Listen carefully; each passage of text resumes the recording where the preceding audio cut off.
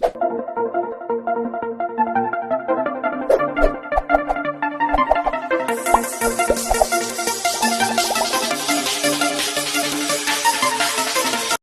Good morning everybody, मैं सभी का स्वागत करता हूं फिजिक्स ज्ञान मुकेश नाइक चैनल पे।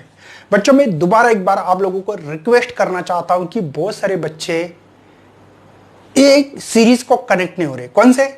Memory based questions. उसमें क्या है बच्चों, हम लोग है ना बहुत ही अच्छे अच्छे स्टूडेंट को कॉल कर रहे हैं और उनसे क्वेश्चंस ले रहे हैं और बाद में लाइव सेशंस लेते हैं। सही है?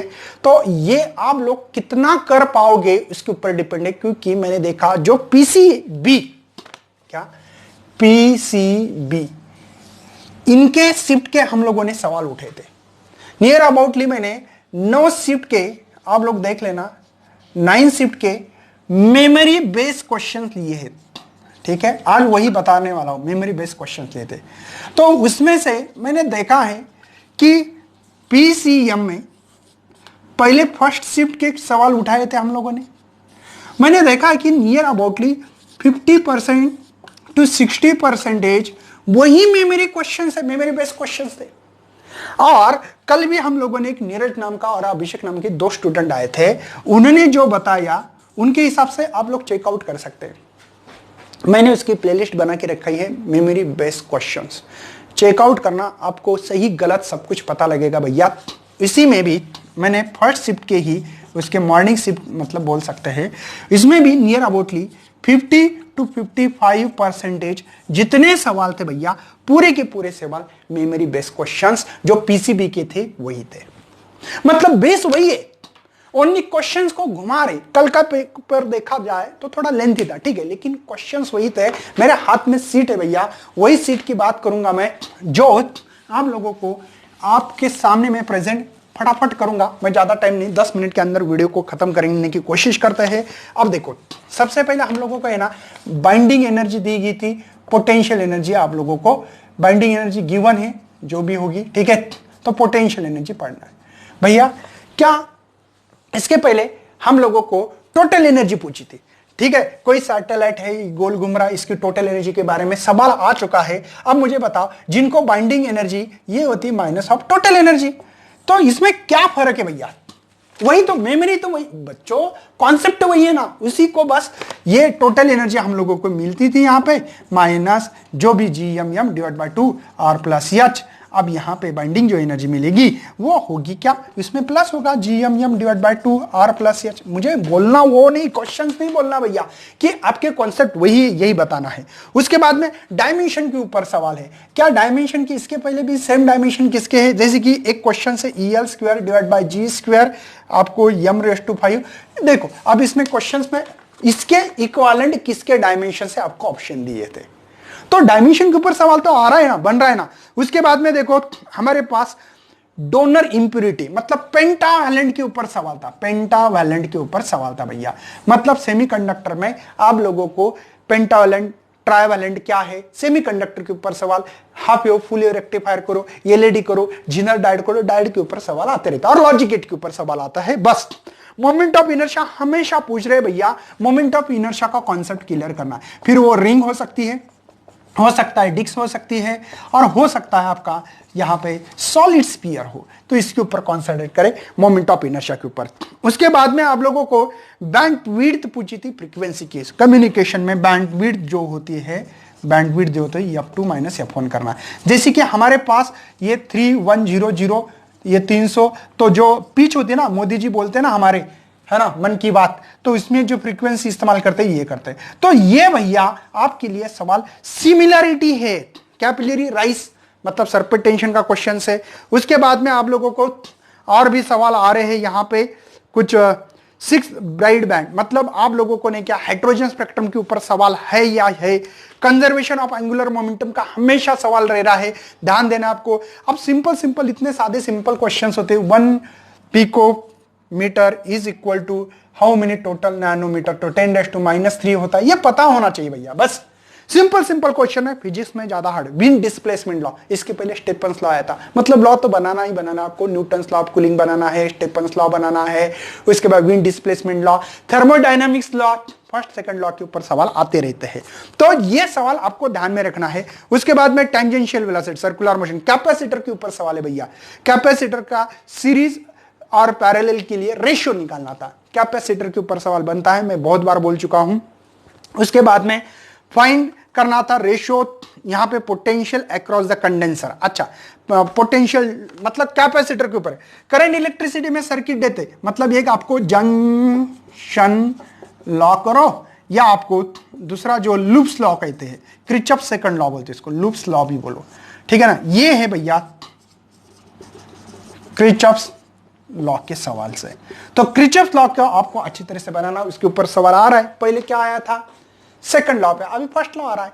जैसे म्यूचुअल इंडक्टेंस, सेल्फ इंडक्टेंस, पहले म्यूचुअल इंडक्टेंस का सवाल आया, और क्या फर्क है मुझे बताओ बरा, E is equal to L di/dt, magnitude form में, di/dt, यहां पे m di/dt in magnitude, minus sign नहीं रख रहा हूं, क्या फर्क है मुझे बताओ, कॉन्सेप्ट तो सेम है यार, दिमाग लगाना है बस। यहां पे सेकेंडरी प्राइमरी क्या है तो ये पता होना चाहिए। मैं अब इतना डिटेल्स में, तो मैग्नेटाइजेशन की डिफाइन आ रही है, मैग्नेटाइजेशन कुछ लोग ऐसे भी दिखाते हैं, ठीक है। तो net magnetic momentum per unit volume, क्या सवाल है। सेल्फ इंडक्टेंस, म्यूचुअल इंडक्टेंस का सवाल आपको तो बता दिया मैंने।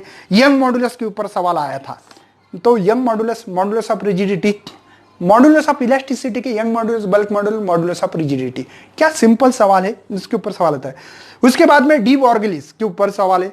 न्यूटन्स लॉ ऑफ कूलिंग, मैंने आपको अभी अभी बताया, न्यूटन्स लॉ ऑफ कूलिंग के ऊपर भी सवाल आ रहे हैं। मुझे ये नहीं बताना है आप लोगों को कि यहां पे सबसे मेन मैसेज ये देना है बच्चों आप लोगों को कि सवाल कहां से उठा रहे हैं, क्या कॉन्सेप्ट कुछ अलग है। हाँ, मैं इतना बोल रहा हूं कि आप लोगों को क्वेश्चंस की अंडरस्टैंडिंग होना जरूरी है। आई विल रिपीट, जिन बच्चों को क्वेश्चंस नहीं समझ में आएगा उसकी वाट लग सकती है भैया। फिजिक्स में यही बहुत बड़ी प्रॉब्लम है कि बच्चों को क्वेश्चन समझ में नहीं आता है। अब बोलेंगे सर कैसे, क्वेश्चंस एक पूछते हैं, बच्चों को कुछ अलग लगता है और टाइम बहुत कम होता है, सोचने में टाइम बहुत कम होता है और फिजिक्स के लिए टाइम लगता है, तो क्या करें सर। तो इसके लिए देखो मेरे पास क्या आइडिया है। मैंने इसके पहले लाइव सेशन में कुछ चीज़ों में बताई थी, कुछ बच्चे थे नहीं थे, इसलिए मैं दोबारा दोहराना चाहता हूं उस चीज़ को। सबसे मेन ये प्रॉब्लम है कि आपके पास फिजिक्स के 50, फिजिक्स के, और यहां पे केम के 50, टोटल क्वेश्चन है आपके पास 100 क्वेश्चन है, टोटल जो क्वेश्चंस की संख्या बता रहा हूं मैं, ठीक है। और जो टाइम है भैया, ये टाइम है इसके हिसाब से 90 मिनट, चाहे तो आप लोग 1 मिनट भी नहीं दे सकते हो। तो मैंने बहुत बार बोला है कि पहले एक तो काम करो, अगर आपका केमिस्ट्री बहुत अच्छा है तो पहले केमिस्ट्री को सॉल्व करने की कोशिश करो, जितने आते, समझो मुझे 50 में से 40 ही सवाल आते हैं, तो 40 करो, 10 को छोड़ो मत, ठीक है। पहले 40 ही करो, मतलब मुझे यह बताना है पहले, सॉरी, ठीक है, पहले 40 क्वेश्चन करो। ये 40 क्वेश्चन, इसको करने में एक ध्यान रखना है आपको, ज्यादा से ज्यादा 35 to 40 मिनट्स ही देना है। बात समझ में आ रही भैया, इतने ही मिनट देना है पहले, सबसे पहले। आपके पास कितने बचे, समझो 40 दे, 50 मिनट बच गए। 50 मिनट में गड़बड़ मत करना कि 50 के 50 सवाल हम लोग हल करेंगे। ये करो, आराम से क्वेश्चंस करो। आराम से क्वेश्चन करने से भले आपके 40 ही क्वेश्चन सॉल्व हो गए तो करेक्ट होना चाहिए, लेकिन ये मत सोचो कि मेरे 10 क्वेश्चन छूट रहे, इसका आप लोगों से ज्यादा मतलब मत रखना। मैं क्या बोल रहा हूं, चलो आपके जो सवाल है, ठीक है, इतने, या आपको 50 से 50 भी सॉल्व करना आते तो बहुत बढ़िया बात है। 40 मिनट में आपको इसमें 40 ही सवाल करना है, चलो मैं इसको 40 ही मान रहा हूं। 50 में से केम की बात कर रहा था मैं, फिजिक्स की 50 में से आपने 40 ही सॉल्व किए, मतलब ये केम के 40 और PHY के 40, अपने कितने किए भैया, 80 क्वेश्चंस, ठीक है। इसमें से एक बात ध्यान रखना है, आपको 5 मिनट पहले 5 मिनट रखने हैं, सेविंग रखना है, मतलब आपको 90 मिनट में से 85 मिनट यूज करने हैं, 5 मिनट रखने हैं। अगर आपको ओरली आंसर आते तो देख लेना, नहीं तो यहां पे आप लोग तुक्का मार सकते हो। तुक्का कितने क्वेश्चंस का हो रहा है भैया, इसके 10, बराबर है इसके 10-20 क्वेश्चंस का। समझो 20 क्वेश्चंस का अपने तुक्का मारा। लेकिन बच्चों ये जो सवाल है ना, या 100% जिनकी पढ़ाई पूरी हो चुकी है उनके लिए कर रहा हूं बात।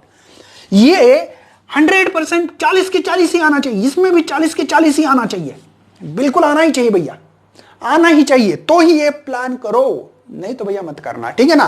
तो 40-40 80 आ रहे हैं, 20 का तुक्का लगाया, उसमें से हो सकता है कि आपको ये जो 20 में से सर 5 क्वेश्चन मुझे आते हैं जो ओरली आना, मतलब एक लगभग आंसर है मैच कर रहा है, रहा 15 में तुक्का लगा दो, 15 में तुक्का लगाने से हो सकता 5 मिले, तो आपके 10 मार्क हो सकते हैं ऐड, और हो सकते हैं 90। मैथ्स के लिए तो भैया टाइम है आपको, मैथ्स के लिए तो आपको आराम से पेपर सॉल्व करना है, उसका सेपरेट टाइम है, तो सेपरेट टाइम में मुझे लगता है 90 मिनट में क्वेश्चन होना चाहिए। तो उसके भी अगर आपको 90 आते हैं, अगर बहुत अच्छी पढ़ाई इसके 90 तो 180, मुझे लगता है 180 प्लस वाला स्टूडेंट, कोई भी स्टूडेंट दुनिया का कोई भी कॉलेज पकड़ सकता है। मुझे लगता है इसको COP कॉलेज महाराष्ट्र का बेस्ट कॉलेज मिलने के चांसेस है, मेरी ये स्ट्रैटेजी भैया।